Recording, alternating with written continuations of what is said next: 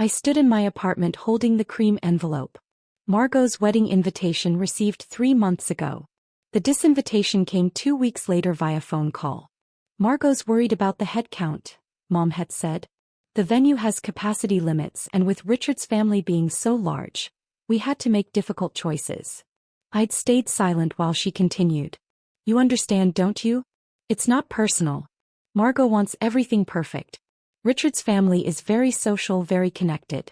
The Vandermeres have been in Connecticut society for generations. You know how you can be at these things, a little awkward, a little intense. I understand perfectly, I'd said. And I had. At 29 I was still the family embarrassment. The daughter who chose public service over private wealth. Who wore sensible suits instead of designer dresses. Who spent Friday nights in community meetings instead of country clubs. That was 3 months ago. Since then I'd watched wedding preparations unfold through Instagram posts and Mom's weekly calls that never asked if I was okay with any of it.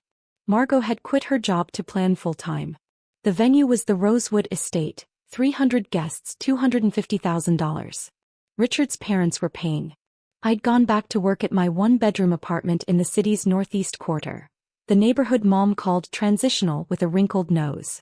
Back to my job as Deputy Director of Urban Development, spending days in windowless conference rooms arguing about zoning regulations and affordable housing. Your sister's getting married at the Rosewood, my coworker James had mentioned. That's where the governor held his daughter's wedding. Very exclusive. I'd nodded and returned to my spreadsheet, ignoring the bitter twist in my chest. Friday before the wedding I was reviewing the final proposal for the Riverside Development Project. 18 months of work. My phone buzzed. Just wanted to remind you that tomorrow's the big day. The rehearsal dinner was beautiful. Even Richard's mother cried. The Vandermeres really know how to do things properly. That's wonderful, I said neutrally. It's probably for the best anyway. These events can be overwhelming if you're not used to that level of society. Margot mentioned you might feel out of place. All those country club people, the yacht club crowd. Different world from what you're used to. I thought about the state dinner 3 weeks ago. Sitting 2 seats from the governor discussing housing crisis. The senator who'd cornered me to discuss urban renewal. The framed photo on my desk. Me and the governor at the Riverside groundbreaking, both wearing hard hats. You're probably right, I said. Oh, I have to go. Florist calling. Rose arrangement crisis. She hung up. Saturday morning I went for a run, showered, made coffee. My phone rang. Unknown number. Is this Charlotte Hayes? Professional clipped voice. Speaking. Margaret Winters from the governor's office. The governor asked me to reach out personally. He'll be at the Rosewood Estate this evening and specifically requested your presence. He wants to discuss the next phase of state funding for Riverside. Can we count on your attendance? He's arriving around 6. My coffee cup paused. The Rosewood? This evening. Yes. I know it's short notice, but the governor was quite insistent. Business casual is fine. Can you bring the groundbreaking photos? He wants to show Senator Morrison. After she hung up, I sat staring at nothing. 6 o'clock. Exactly when Margot's ceremony began. I'll be there, I'd said. I arrived at 5:45 wearing my navy suit. Security checked my name. Charlotte Hayes. Meeting the governor. They waved me through to the main entrance. As I walked through the lobby, I saw Mom in her champagne mother-of-the-bride dress talking to a woman dripping in diamonds. Our eyes met. Her face cycled through confusion, recognition, shock, panic. She rushed toward me. Charlotte? What are you doing here? You can't. This is Margot's wedding. I told you. I'm not here for the wedding. I have a meeting. A meeting? Here. No. You can't crash your sister's wedding because you're upset. This is so like you, making everything about yourself.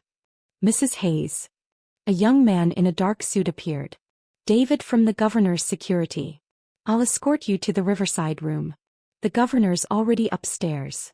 Mom's mouth fell open. Excuse me, I said, following David to the elevator.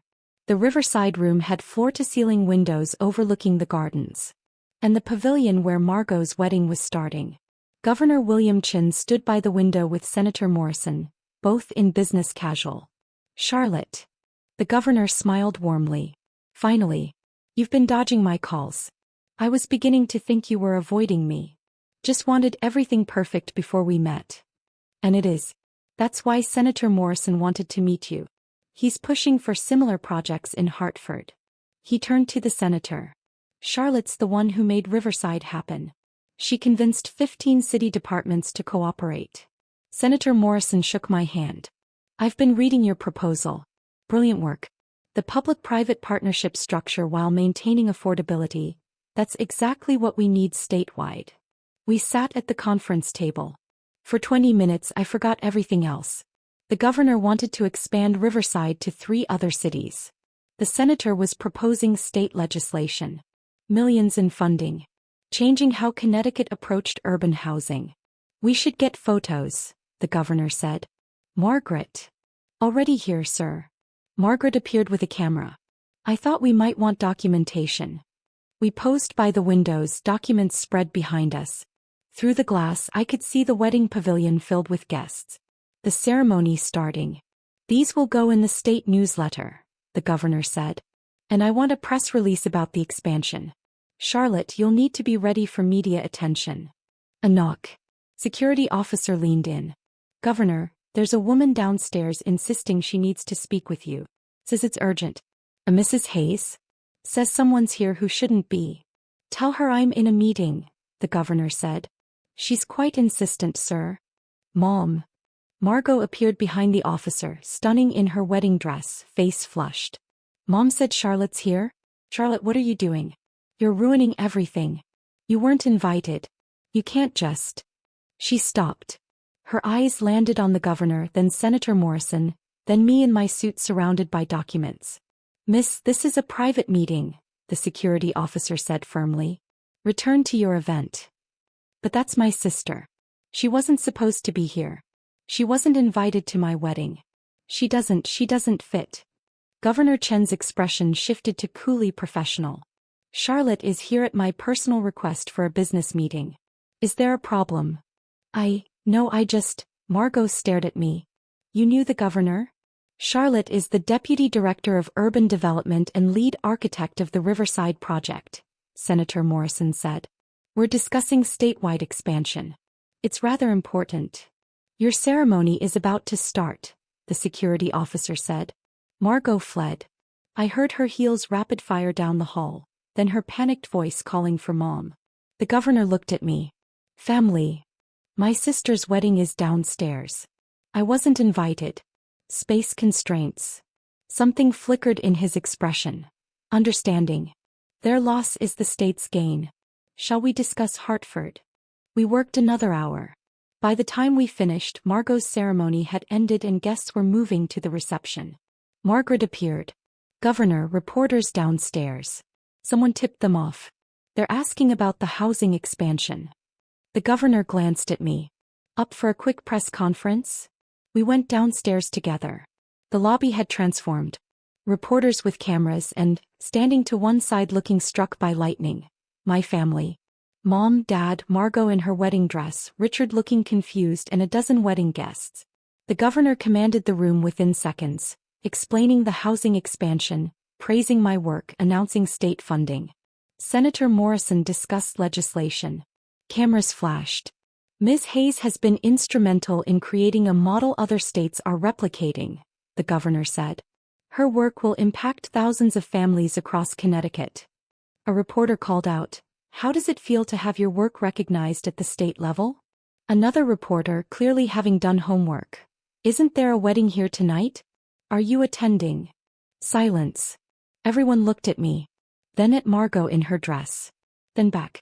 I wasn't invited to my sister's wedding, I said calmly. Space constraints.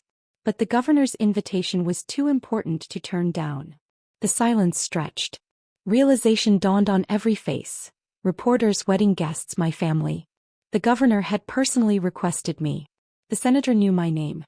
I stood in a business suit while Margot stood in her wedding dress, and it was clear which of us belonged in this moment. Mom made a small whimpering sound.